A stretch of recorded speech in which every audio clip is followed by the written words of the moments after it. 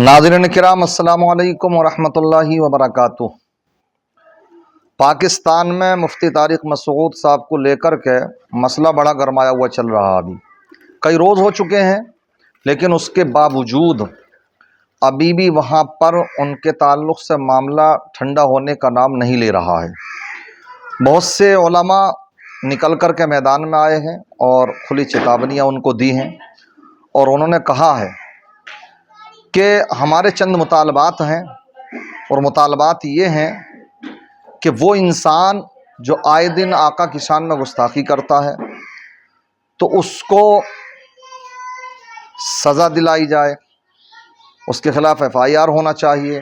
और FIR वहाँ पर कोई भी उनकी एक्सेप्ट कर नहीं रहा है, यानी कोई भी FIR उनके नाम से लिखने के लिए तैयार नहीं है।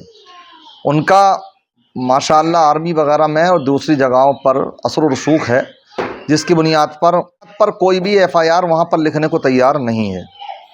इसी वजह से वहाँ पर बहुत से उलमा निकल कर के मैदान में आए और उन्होंने इस बात का पुरज़ोर मुतालबा किया कि ये आए दिन इस तरह की गुस्ताखियाँ करते हैं, और वो जो लंगड़ी लूली उन्होंने तौबा करी है, रुजू किया है, तो उसको रुजू कहाँ कहा जाएगा? क्या वो रुजू कहलाएगा कि साहब मैंने जो कहा मैं तो सही हूँ अपनी जगह पर, लेकिन अगर आपको लगता है कि गलती हुई है कहीं मेरे अल्फाज में, तो उन अल्फाज से मैं रुजू करता हूँ।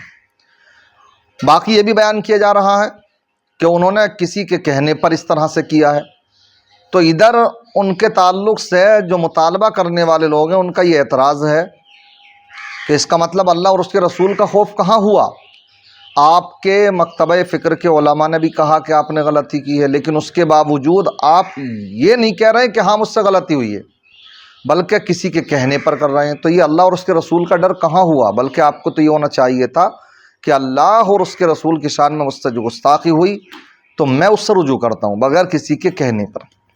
इसी तरह का मुतालबा किया जा रहा है। एक वीडियो सुने आप, चंद मिनट की ये वीडियो है। किस तरह की बात देखिए, एक इंटरव्यू में एक आलिम साहब है, उन्होंने कही है, और मुफ्ती तारिक मसूद साहब के ताल्लुक़ से क्या क्या मुतालबात उन्होंने किए हैं, इनको आप बगौर समात फरमाएँ। बात करना चाह रहा था, ये जो यहाँ पर हमारी उलमाए अहले सुन्नत को टेस्टर लगाया जा रहा है कंटिन्यू बेसिस के ऊपर, और हमारे जो यानी कि कुरान शरीफ तक बात आ गई, अल्लाह रसूल तक बात आ गई, उनके लिए आप क्या कहना चाहेंगे? इस तरीके से जो हर्जा रसाई की गई है उसके लिए आप क्या कहना चाहेंगे? देखिए, ये हर्जा सराई किसी एक ज़ात पर नहीं की गई।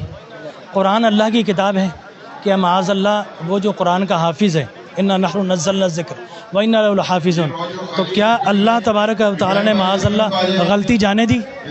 तो पहला एतराज़ अल्लाह पर हो गया। दूसरा एतराज़ रसूलुल्लाह पे अनपढ़ कह दिया।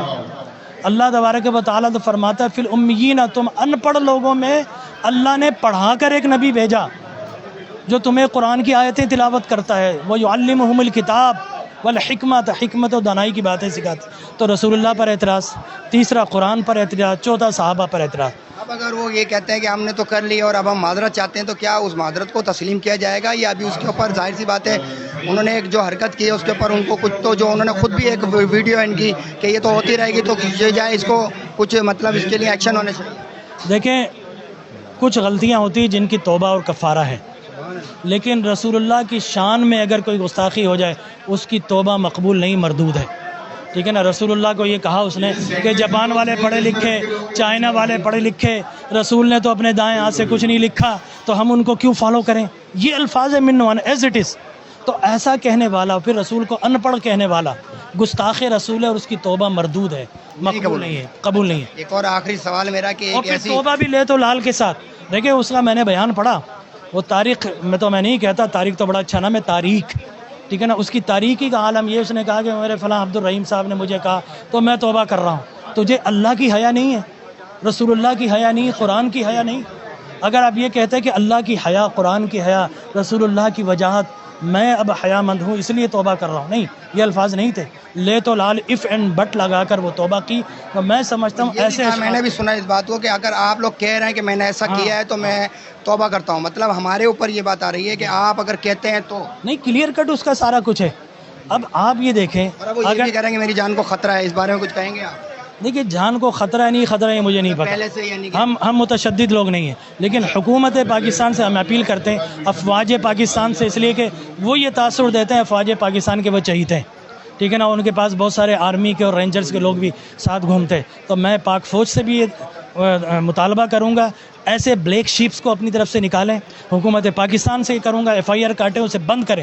یہاں پر چھوٹا سا ٹویٹ آ جائے کسی توہین عدالت پر تو اسے سر عام معافیا مانگنی پڑتی ہے یا اسے بند ہونا پڑتا ہے، توہین آرمی چیف آ جائے تو پھر اٹھا کر بند کر دیا جاتا ہے۔ تو کیا رسول اللہ کی عظمت ان چھوٹے چھوٹے عہدوں سے چھوٹی ہے؟ میرے نبی کی تو شان اتنی ہے کہ ساری کائنات میں مل جائے تو نبی کے شان کا جو شین کا ایک جو شوشہ ہے نا اس تک بھی نہیں پہنچ سکتے۔ تو لہٰذا اگر میں حافظ صاحب سے درخواست کروں گا، حافظ عاصم منیر، کہ قرآن کو اس نے غلط کہا، اب حافظ قرآن پکڑیے اس کو۔ صاحب دادا سعید احمد قاضی صاحب نے جو بیان دیا کہ ہماری جو خطائیں ہیں وہ ہماری جاہلوں کی وجہ سے ہیں اور آپ کی جو خطائیں ہیں وہ آپ کے عالموں کی وجہ سے ہیں، اس بارے میں بالکل صحیح کہا انہوں نے، ہمارا جاہل گیا مزار پہ جا کر اس نے الٹی سیدھی حرکت کر دی، کوئی عالم نہیں کرتا، اور ہمارے عالم، یہ شعبہ ہمارا ہے رسول اللہ کی تعظیم و تعریف کا، آپ کا نہیں ہے، تو آپ ٹھوکریں کھائیں گے۔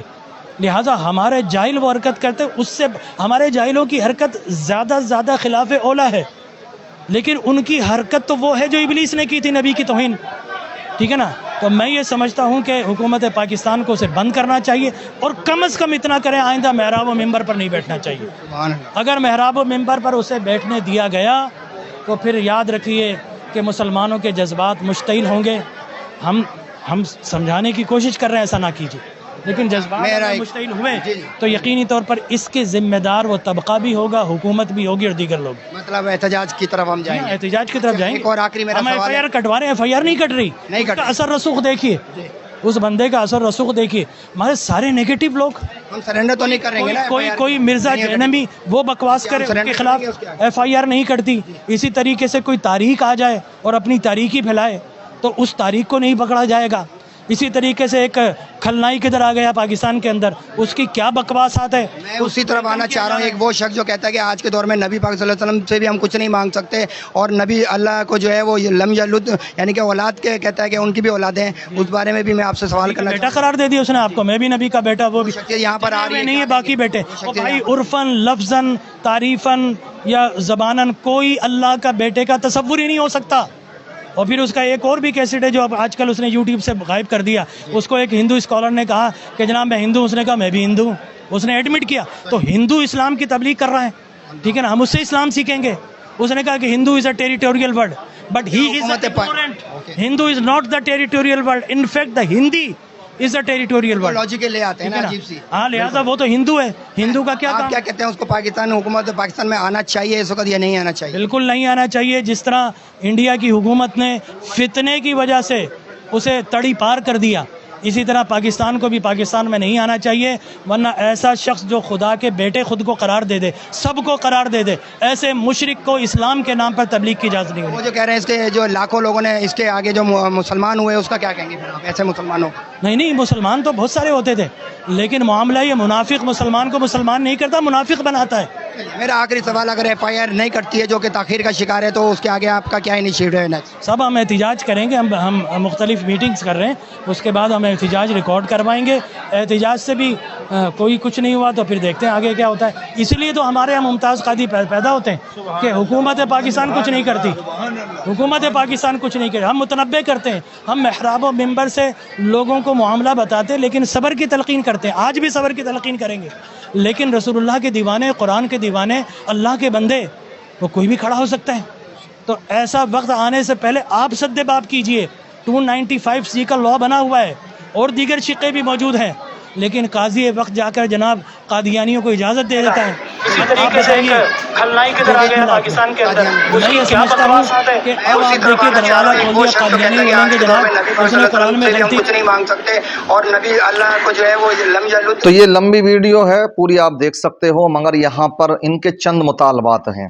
انہوں نے تو یہ کہا کہ پہلے تو انہوں نے اللہ اور رسول اللہ اور ساتھ ہی ساتھ قرآن کی، صحابہ کی شان میں گستاخی کی، اور ساتھ ہی ساتھ انہوں نے یہ کہا کہ FIR نہیں ہو رہی ہے ان کے خلاف، اور یہاں پر ان کو آپ یہ دیکھتے ہو کہ پاکستان کے اندر کوئی کسی آرمی کی توہین کر دے اس کو جیل، اس کے خلاف FIR بھی ہو جاتی ہیں، لیکن یہ تو آقا کی شان کا معاملہ، یہاں پر اس کے خلاف کچھ بھی نہیں کیا جا رہا ہے گا۔